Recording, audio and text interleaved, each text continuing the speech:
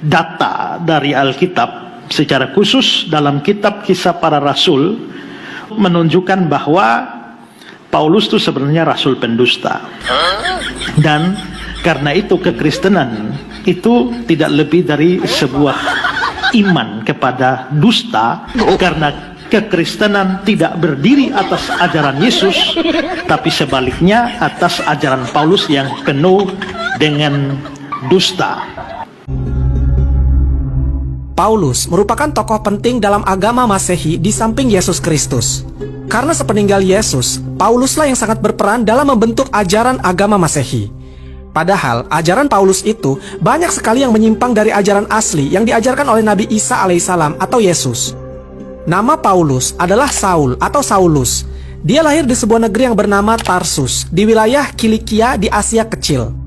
Paulus lahir kira-kira 2 tahun sebelum Masehi, karena Nabi Isa lahir tahun ke-6 sebelum Masehi. Maka Paulus kira-kira 8 tahun lebih muda daripada Nabi Isa alaihissalam. Ayahnya berasal dari suku Benyamin, dan Paulus berarti keturunan Yahudi. Pada masa Paulus, kota Tarsus ini merupakan kota dagang yang penting dan ramai menjadi kota perlintasan dari timur ke Eropa. Pada masa itu, di kota Tarsus terdapat sebuah perguruan Yunani, sejumlah candi dewa-dewa, gedung komedi, dan tempat-tempat hiburan lainnya yang sangat disukai oleh orang-orang Yunani. Oleh ayahnya, Saulus dimasukkan ke sekolah sinagog, dan di sanalah dia mempelajari sejarah bangsanya.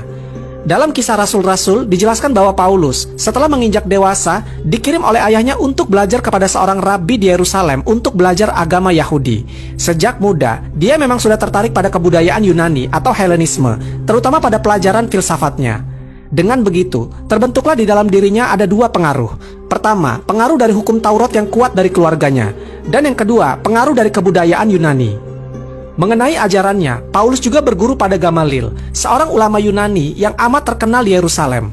Paulus bukan orang Nazaret dan bukan pula orang Yerusalem. Dia juga bukan murid langsung dari Nabi Isa alaihissalam dan bukan juga pengikut Nabi Isa alaihissalam baik di Yerusalem maupun di Nazaret.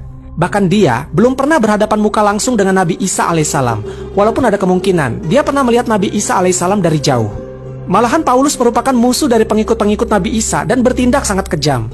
Dia adalah orang yang menganiaya orang-orang Nasrani yang pertama. Banyak orang-orang Nasrani yang dipenjarakannya, dianiaya dalam rumah sembayang, dan dipaksanya mereka untuk menentang Nabi Isa alaihissalam. Bahkan Paulus adalah orang yang menyetujui pembunuhan terhadap orang-orang Nasrani. Paulus selama hidupnya tidak pernah menikah, dan dia punya fisik yang cukup lemah dan sakit-sakitan.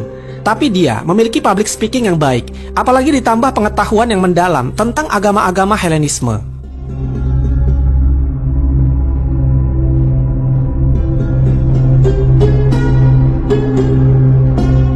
Mengenai masuknya Paulus ke dalam agama Nasrani, Lukas berkata, "Waktu Saul atau Paulus berada di dekat kota Damaskus, tiba-tiba memancar di sekitarnya cahaya dari langit turun ke bumi, dan dia mendengar suara itu berkata kepadanya, 'Saul, Saul, apakah sebabnya engkau aniaya aku?' Maka sahutnya, 'Siapakah engkau, Tuhan?'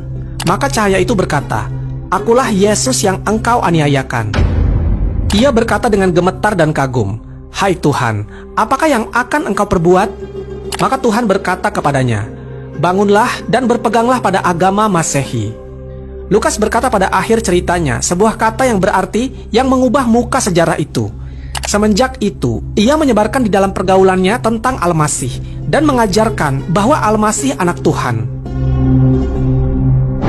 Tetapi di samping cerita dari Lukas ini, banyak penyelidik berpendapat bahwa permusuhan antara Paulus terhadap agama Nasrani jelas mendesaknya dan menyebabkan masuknya ia ke dalam agama tersebut.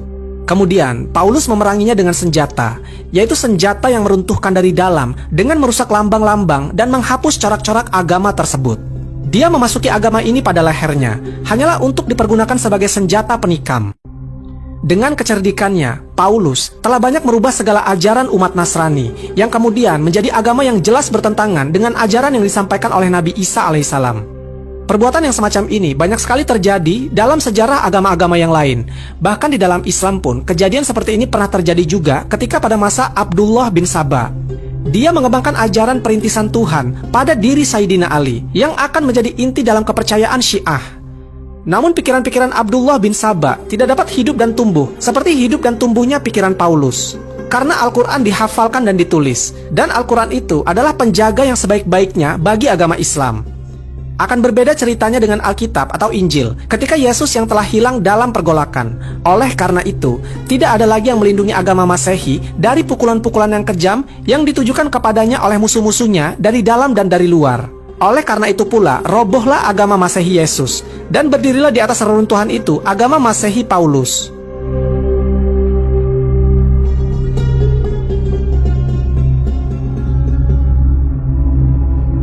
Telah dijelaskan sebelumnya bahwa agama Masehi atau Nasrani yang ada sekarang bukanlah murni ajaran yang sebenarnya diajarkan oleh Nabi Isa alaihissalam atau Yesus.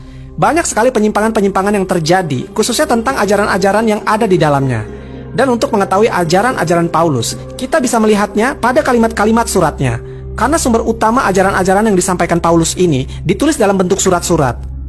Dan kutipan atau surat-surat Paulus yang sekarang menjadi pedoman umat agama Nasrani, surat-surat Paulus itu sekarang telah dicantumkan ke dalam kitab Perjanjian Baru, dan sebagian besar isi dari Perjanjian Baru tersebut adalah merupakan surat-surat Paulus. Terbukti dalam Perjanjian Baru atau kisah rasul-rasul yang banyak menceritakan tentang Paulus, walaupun Paulus sebenarnya bukanlah seorang rasul. Dalam banyak tulisan dari surat-surat Paulus dapat disimpulkan menjadi 4 hal. Yang pertama, agama Nasrani bukan untuk orang Yahudi atau Israel saja, tetapi untuk seluruh bangsa. Kemudian yang kedua, adanya Trinitas atau Tritunggal, 3 Tuhan dalam satu, termasuk ketuhanan Al-Masih dan ketuhanan Roh Kudus. Yang ketiga, wujud Isa sebagai anak Tuhan, dan turunnya ke bumi untuk mengorbankan diri menebus dosa manusia. Lalu yang terakhir, yang keempat, Isa bangkit dari alam mati dan naik ke langit untuk duduk di kanan ayahnya atau Tuhan untuk memerintah manusia. Dan inilah ajaran-ajaran yang sekarang dipedomani oleh umat Masehi, dan sebagian besarnya bersumber dari Paulus. Karena itu bisa dipastikan bahwa Nasrani yang sekarang benar-benar telah berubah menjadi agama Paulus. Karena pokok keyakinan dalam ajaran Paulus banyak menyimpang dari ajaran Yesus yang asli, maka tidaklah aneh kalau terjadi pertikaian dengan beberapa orang pengikut Yesus yang lain, seperti Barnabas dan Petrus. Barnabas pergi meninggalkan Paulus, yang padahal mereka pernah bersama-sama pergi melakukan perjalanan bersama untuk berdakwah dan menyampaikan ajaran-ajaran Yesus kepada orang-orang. Namun di tengah perjalanan mereka, Barnabas meninggalkan Paulus. Barnabas memutuskan untuk berpisah dengan Paulus karena terjadi perbedaan keyakinan di antara keduanya. Barnabas menganggap bahwa Paulus telah melenceng jauh dari ketentuan-ketentuan Yesus. Dan akhirnya, karena mendapatkan banyak tentangan dari para murid-murid Yesus, Paulus akhirnya berdakwah di lingkungan orang asing, dan ini berlangsung pada tahun 60 Masehi. Pokok keyakinan dalam ajaran Paulus tersebut tersimpul dalam 7 doktrin dan termuat di dalam himpunan surat-surat Paulus atau Paul's Epistle. Nomor 1, dosa warisan atau inherit sin. Karena nenek moyang manusia yaitu Adam dan Hawa telah berbuat dosa di sorga, maka turunannya mewarisi maut, yang sedianya akan tetap hidup kekal di dalam sorga.